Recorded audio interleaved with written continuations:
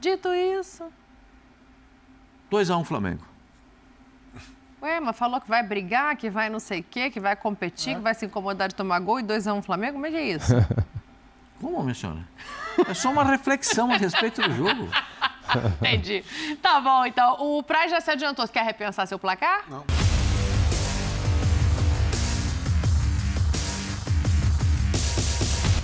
Salve, salve nação! Saudações rubro-negras! Um excelente domingo para todos nós. Galera, hoje tem Flamengo e Vasco às 18h30 e temos aqui um corte do programa ESPN FC com o Pascoal, com o Gustavo Zupac, com a Daniela Boaventura e com o ex-goleiro Fernando Praz, agora comentarista do Grupo Disney. É o seguinte, a goleada do último clássico pode entrar em campo? Como assim? Cara, isso daí ficou marcado na história, né, galera? O Flamengo meteu 6-1 no Vasco no último confronto. Então, será que esta goleada poderá entrar em campo hoje? De qual forma? Não sei, galera. Temos aqui este corte bacana do programa ESPN FC repercutindo e falando, analisando como que vai entrar o Flamengo em campo hoje, como que vai entrar o Vasco. Temos aqui as prováveis escalações. O Flamengo está escalado, o Vasco também. Vou trazer tudo aqui para você. Deixa o like, se inscreva aqui no nosso canal e ative o sininho. Quero dar os créditos para ESPN Brasil, Grupo Disney, link na descrição aqui, ó, como créditos. Vamos lá pro vídeo que tá bacana. Vamos lá, simbora. Ô, Praz, Flamengo e Vasco, acho que entra muita coisa nessa equação, né? Porque pensando do ponto de vista de enfrentamento e de técnica, talvez Cruzeiro e São Paulo seja um jogo mais parelho. Equilibrado. Apesar de todo o crescimento do Vasco recente. Desde aquele último Flamengo e Vasco... O São Paulo tem outros interesses além do brasileiro. Não, tudo bem. Mas eu tô falando de time, o interesse de técnica. do interesse do São Paulo tem nome, né? É Botafogo. E o São Paulo tá numa região da tabela que ele não... Se ele olhar para trás, ele não tem perigo. Não tem perigo. E também ele olha para frente, ele não vou ser G4, campeão. Por isso que o Caleri falou que se o São Paulo perde para o Botafogo, né, acaba o ano do São Paulo. Eu quero falar de Flamengo e Vasco. Falaremos. Eu tô tentando puxar aqui pro Flamengo e Vasco. É o jogo mais então, justamente por isso, Praz, assim, entra muita coisa nessa equação. Entra o 6-1. O Vasco não esqueceu do 6-1. Entra o crescimento do Vasco. Os primeiros jogos do Pedrinho como presidente. Né? Foi, e da demissão do Álvaro, se eu não me engano, né? Foi depois desse Flamengo e Vasco. Entra o crescimento desse Vasco desde esse jogo. Entra o Flamengo, que o Pascoal pergunta qual o Flamengo, assim. Então, o que você prevê de dificuldade de lado a lado nessa partida, além da rivalidade? Eu acho que tudo isso que tu falou, Dani.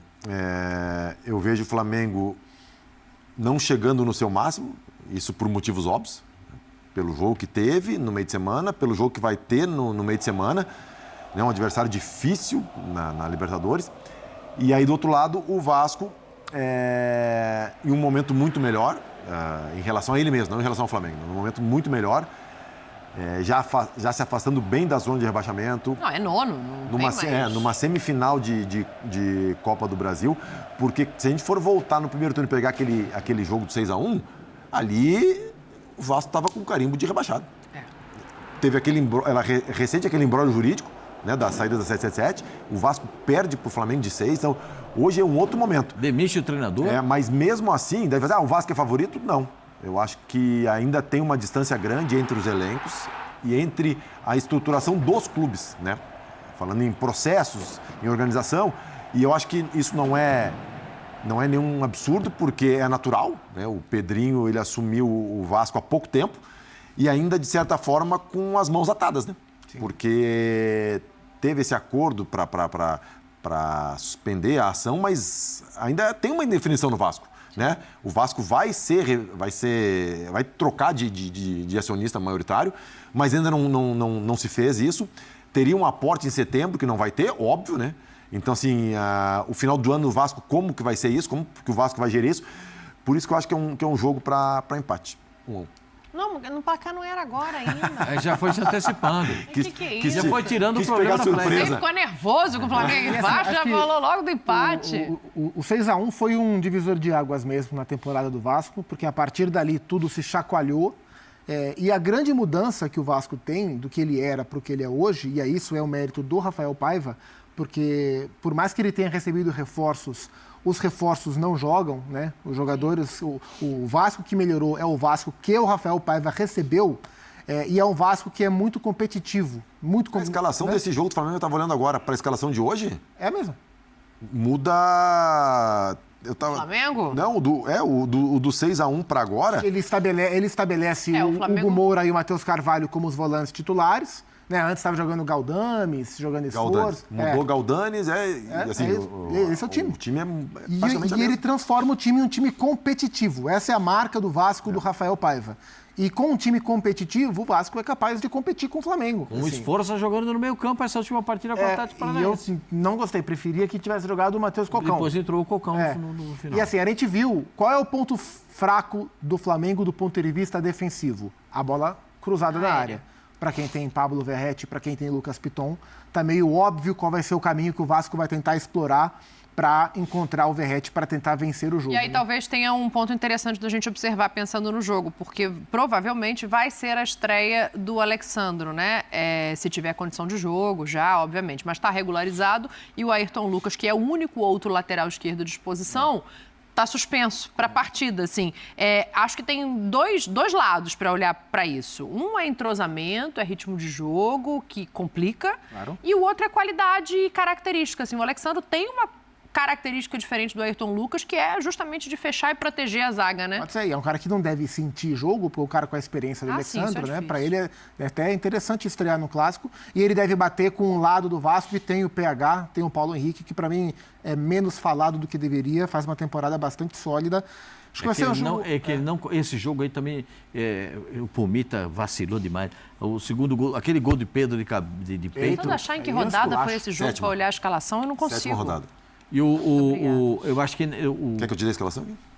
O lateral direito do Vasco, jogou com 3 ele zagueiros. gosta muito do apoio. Eu acho que ele tem uma situação muito interessante para apoiar, jogar. É o cara que tem muito apoio. Nesse jogo do Vasco aí, o time entrou com um propósito. O propósito do time do Vasco era fazer um gol e segurar o Flamengo. E o grande equívoco foi esse. Você não faz um gol e segura o Flamengo. Tanto que a prova veio depois, com o Pedro em campo ainda, 6-1 no placar. A vergonha foi grande. Você sabe que perder de 1-0 é uma vergonha. Sim, claro. Mas de 6 a vergonha é muito maior. Ainda mais num clássico como esse, com essa perder de 6 é muito maior. E é claro que quem ganha até pode esquecer, mas quem perde não esquece.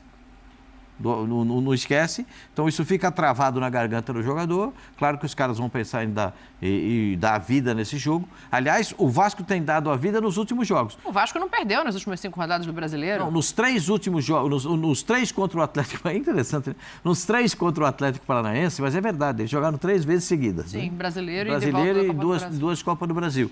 O Vasco teve um empenho espetacular.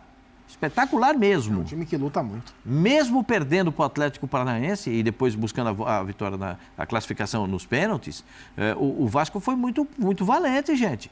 O Vasco foi valente, porque o segundo tempo do Atlético Paranaense era para emborcar o Vasco, mas aí o Léo Jardim pegou o impossível. Pegou o impossível. Agora, o que vai acontecer nesse jogo? Vai passar, na minha interpretação, não passa diretamente pela escalação do Vasco. O Vasco vai com o que ele tem. Porque o Vasco vai ter que botar o que ele tem de melhor. Até porque não joga no meio de semana, né? Verdade. Vai ter que botar o que tem de melhor. O Flamengo tem que dar uma repensada no time, uma repaginada no time, que jogou essa última partida contra o Bahia, para ver como encaminha. Mas eu acho que a questão é mais do meio para frente, não é? Porque, vamos lá, vamos pensar no Flamengo... Começa com o goleiro, vai mudar. Poupado. Vamos pensar no Já Flamengo dos poupados, vai. Já muda o goleiro. Vai ter o Rossi no gol, provavelmente. Na direita, Wesley ou Varela? O Varela voltou, descansou nesse jogo e deve jogar esse. Aí a dupla de zaga. Você tem opções ali para dupla de zaga. Você tem o Davi Luiz, se você precisar descansar algum dos zagueiros, o Fabrício ou o Léo. À esquerda, provavelmente o Alexandre, a menos que, enfim, o Tite não entenda que é a hora dele estrear ainda por algum motivo. Aí tem o menino da base, tem a opção do Léo Pereira improvisado ali, que aí eu já acho que modifica muito o sistema. Aí vamos para o meio-campo. Léo Ortiz e Pulgar, que descansou. O Eric Pulgar descansou. O Léo Ortiz vai jogar? De La Cruz volta? Pode. Eu acho que o De La Cruz, se voltar, ainda é para ganhar minutagem. Vai entrar no segundo tempo. A questão é do meio para frente. O Arrascaeta não vai jogar. O Gerson você não tira porque ele não sai. Então deve ser Léo Ortiz, Eric Pulgar e Gerson. Tem o Alan. E aí você forma o trio de ataque. O Luiz Araújo, Carlinhos pode jogar, Bruno Henrique aberto pelo lado. Opções ele tem, né? O Plata pode estrear também. Não, é isso que eu tô falando, assim, porque o Pascoal colocar aqui, Flamengo vai ser. O Plata joga nas 3 da frente. Pode ser Plata, Araújo e BH na frente. Esse Flamengo que a gente tá montando aqui, né? Pensando nas opções, o enfrentamento muda? Pode ser o Carlinhos também com o Plata vindo do lado do campo para dentro. Carlinhos fez uma boa final, foi uma boa semifinal, né, de Campeonato Carioca. Foi. Nova Iguaçu e Vasco. Semifinal. Foi semi. De repente ele pode ser ele, o central. A gente não falou no Gabigol, hein?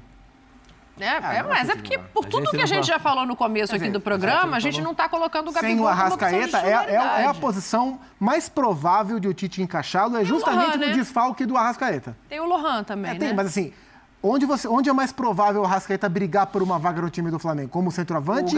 O Gabigol. Como centroavante ou quando abrir uma brecha por trás? Quando abrir uma brecha. A brecha talvez esteja aberta, não sei, né?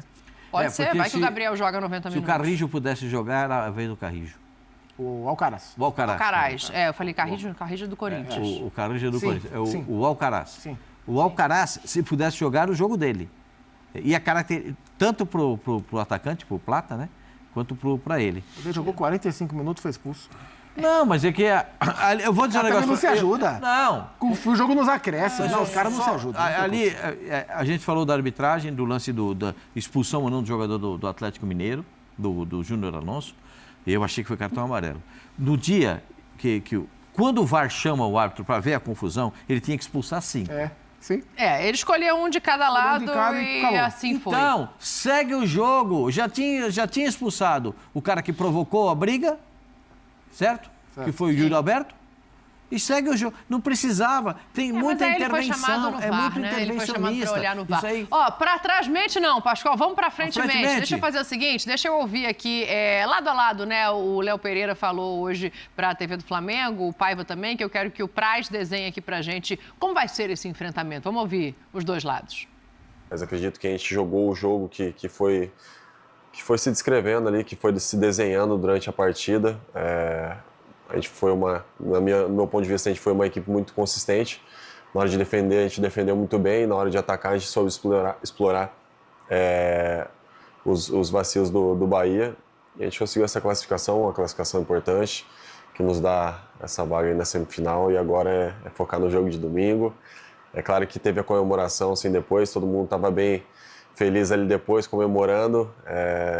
E a gente merece, quando a gente ganha, a gente tem que comemorar ali naquele momento, durante a noite, com os nossos familiares, com os nossos amigos. Mas no outro dia a gente já sabe que tem que se preparar, porque já tem... Mesmo, literalmente.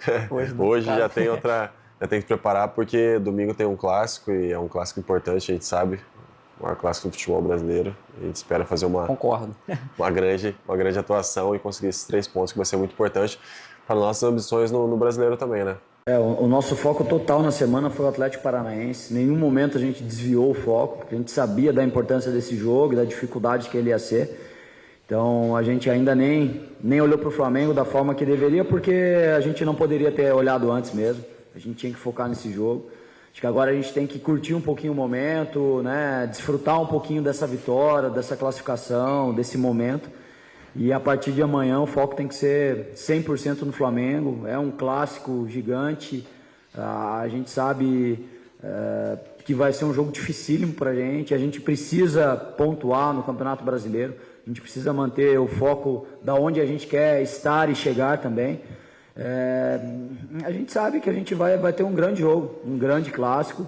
O que a gente promete é que a gente vai trabalhar muito, vai se doar muito, a gente vai buscar o nosso melhor para a gente buscar um grande jogo e, se possível, um bom resultado.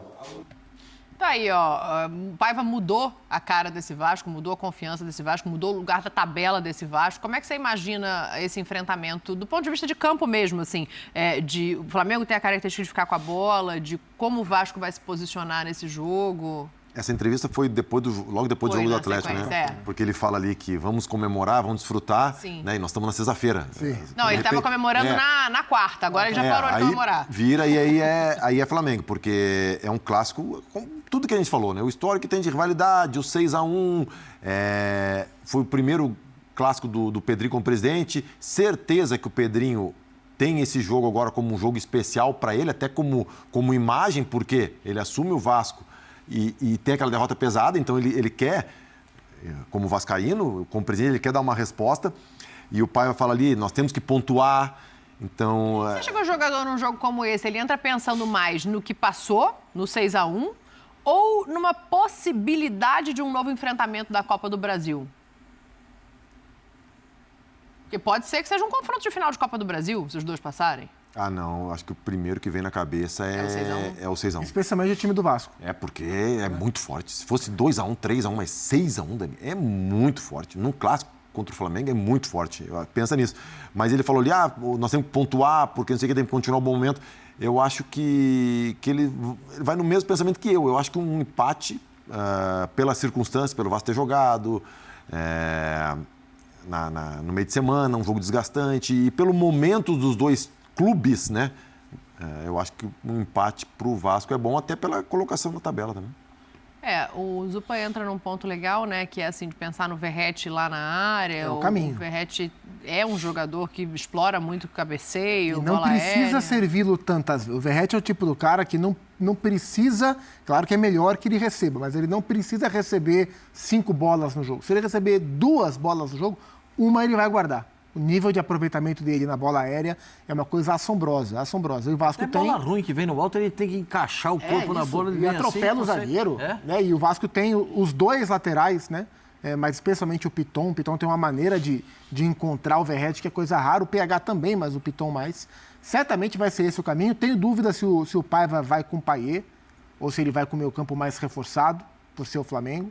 Né? Porque o Payet, no momento sem bola, para o tipo de jogo que o Vasco talvez tenha que fazer contra o Flamengo, talvez não seja a melhor escolha. É que o Adson não está jogando, né? Porque o Adson corria para o Payet, né? Agora... Ryan, David e o Verratti. O Ryan foi expulso na Copa do Brasil, mas pode jogar no Brasileiro. E o David é um cara que cresceu muito de produção nas mãos do Rafael Paiva. O Vasco vai competir contra o Flamengo. Não sei se vai ganhar. Vai competir, né? Não imagino o Vasco que vai brigar pela posse. Porque o Vasco não competiu. 6-1 foi isso, foi uma ausência de competição por parte do Vasco. Mas dali pra frente hoje esse time compete contra qualquer um. A situação é completamente diferente daquele jogo, né? Sim. E até o Mas você imagina um Vasco brigando pela posse de bola? Isso eu acho mais difícil, né? Improvável. Eu acho que o Vasco vai ter que... O Vasco vai usar o que ele tem de melhor, que é o chamado contra-ataque, né? O Vasco gosta muito dessa bola da velocidade, para poder chegar no seu centroavante. Eu acho o jogo muito complicado. Eu não vejo muita facilidade para o Flamengo nesse jogo, não. Até pelo que a gente falou em relação ao Bahia, né? O Bahia não é de transição rápida, e isso facilita a marcação do Flamengo. É um outro tipo de enfrentamento. Radicalmente outro tipo de jogo. A ultrapassagem dos laterais, a velocidade são 2 pontas que jogam. Então a gente precisa ver, o comportamento... Você sabe que o que eu gosto do time do Vasco? É que o Vasco, quando toma um gol, os caras se incomodam. Não é igual a seleção brasileira, toma gol, todo mundo abaixa a cabeça, tudo assim. Os caras tá revoltado com a seleção. Os caras se incomodam. Você pode ver, o Vasco toma gol, tá um falando, esse aqui você não marcou. É isso. É isso. O Vasco tomou o gol contra o Atlético Paranaense, o Esforça pegou e foi chamar. O Esforça, que tá chegando agora, foi chamar a atenção dos caras lá do Léo, entendeu? Sim. Vai reclamar do Maicon. Por quê? Porque alguém tem que se incomodar quando toma gol. Alguém tem que falar. Porque se todo mundo achar que tomar gol é bonito, perde o jogo. Que foi o que aconteceu no 6-1. Tomou de 6. Então, tem que se incomodar com isso, tem que se incomodar com o jogo. O jogador que chega acomodado para fazer um jogo dessa importância, melhor nem jogar. Mas não vai ser o caso. Ele tem que estar incomodado. É o que o Praz falou. Botar na cabeça de vocês, tomaram de 6 lá, hein? A vergonha que 6... O Pedrinho pode falar. A vergonha... Porque o presidente não precisa ir todo dia no vestiário, não. Mas de vez em quando é bom ir. Esse é um dia bom para ir lá. Ó a vergonha que vocês me fizeram passar. Eu quero ver o que vocês vão fazer lá hoje. Dito isso... 2-1 Flamengo.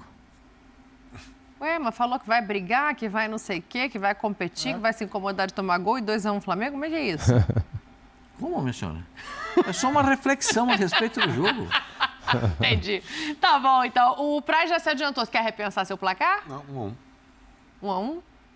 Esse 1-1 dele não tá saindo com muita convicção. O mandante é o Flamengo? O mandante é o Flamengo. 1 para o Flamengo, 2 para o Vasco. Uma vitória do Vasco. Surpreendeu. Você perguntou quem era o mandante? Pra quê, fazer então? 1-2. Para fazer o Fazer ao contrário, o placar 1-2. Ah, entendi. Esse time do Eu Vasco não entendi, foi compete acho e honesto, Maracanã, o Flamengo e Vasco dito é isso, um Maracanã que fica muito mais parelho do que com outras torcidas. Com outras torcidas, o Flamengo manda no Maracanã. Dito isso, tá na hora da gente ir embora, não é isso? Falta alguma coisa? Vamos segurar aqui, o Sport Center falou, ó. Convidou esse pessoal aqui. Falou que a gente segura até as 8h05 se precisar. Convidou esse pessoal, Pascoal? Aproveita o lance, vai. 2-1 Flamengo, vambora. Segunda-feira a gente tá de volta pra ver o que rolou nesse Brasileirão. Que maravilha, eu adoro este programa, cara. ESPN FC, meu palpite, 3-1 Flamengo. Será que eu vou acertar? Não sei. O último jogo eu acertei o palpite, galera. 1-0 Flamengo no Bahia, acertei. Vamos agora ver aqui as escalações. Simbora. Bora lá então, né? Flamengo e Vasco, onde assistir ao vivo, horário e escalações. Tudo aqui agora para vocês. Flamengo e Vasco se enfrentam neste domingo às 18h30 de Brasília, no Maracanã. Jogo válido pela 26ª rodada do Brasileirão. O Premier transmite ao vivo. Premier ao vivo, hein, galera? Só no Premier. Vasco e Flamengo, Flamengo e Vasco. Flamengo chega embalado após a 17ª classificação na história para as semifinais da Copa do Brasil e busca a vitória no Brasileirão para se reencontrar na competição. Nas últimas 5 rodadas foram 3 derrotas, um empate e apenas uma vitória. É o quarto colocado com 44 pontos. O técnico Tite terá muitos desfalques, mas poderá contar com 2 reforços, Alexandro e Plata. O Vasco também vem de classificação na Copa do Brasil, eliminou o Atlético Paranaense na última quarta-feira, com vitória nos pênaltis. A equipe comandada por Rafael Paiva vive bom momento no Brasileirão, está invicta há 5 rodadas e ocupa a 9ª colocação na tabela com 34 pontos.